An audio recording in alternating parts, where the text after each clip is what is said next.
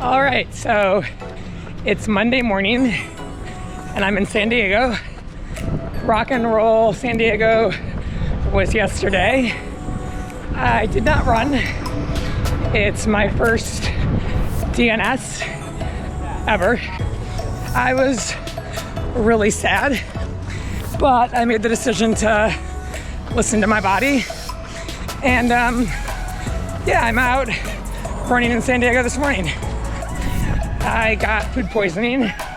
I threw up from 1 in the morning till 5 a.m. And then when it was time to go to the race at 5:45, I felt weak and dehydrated, of course. And I just decided it would be better to listen to my body and take care of myself than go get another medal. So I'm out running with my bib today so I can feel like I had some of the San Diego experience. All right, mile 1, 9:53. 6, 7 years ago, I ran a few races in very bad shape. I was hungover once, throwing up before the start line. Another time I had a UTI and a half, Philadelphia. Ran through the whole race in such pain, went to urgent care at the finish line. And maybe this is just a part of aging or maturing, but I didn't want to put myself through that kind of physical suffering yesterday. I thought, you're needing rest and recovery. Give it up. Don't go. And there was some FOMO, but I just knew it was the right decision.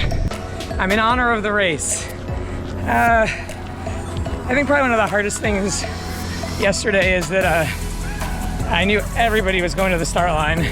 So many people down here that I know, including my friend Joe, who was gonna run his second ever half.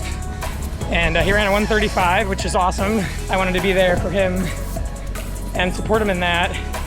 And I just knew that there would be like pain and suffering and kind of like not being out there with everyone, not getting a Hall of Fame medal.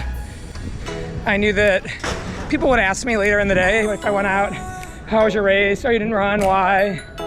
And there would be sadness in saying, I skipped it, I stayed home in bed.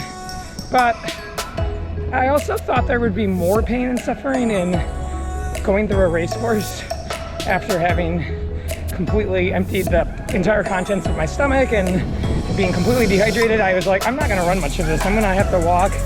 How enjoyable is that gonna be, really? What am I trying to prove?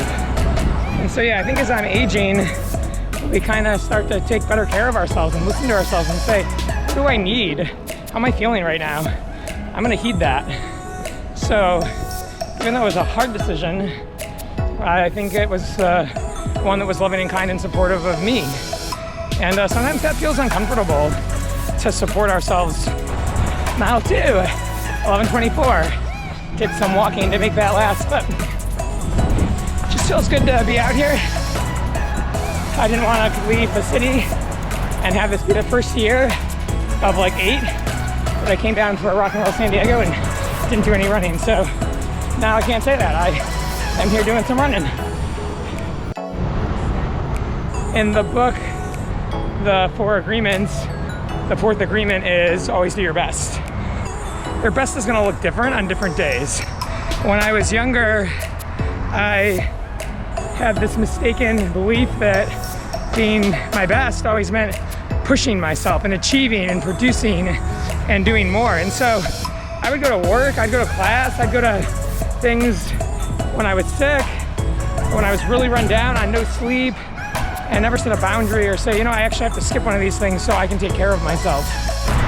Okay, mile 3, 11:23. I think yesterday, instead of deciding being my best meant going out and just suffering through that race anyway, it meant saying, hey, my best is to listen, to rest, to recover, to heal, to acknowledge, to pay attention, and take care of my body so that I can be healthy by tomorrow and run again. And that was hard to do. I am not used to that. I have a life of like achievement, and so like being still and quiet is difficult. Mile 4, 12:41.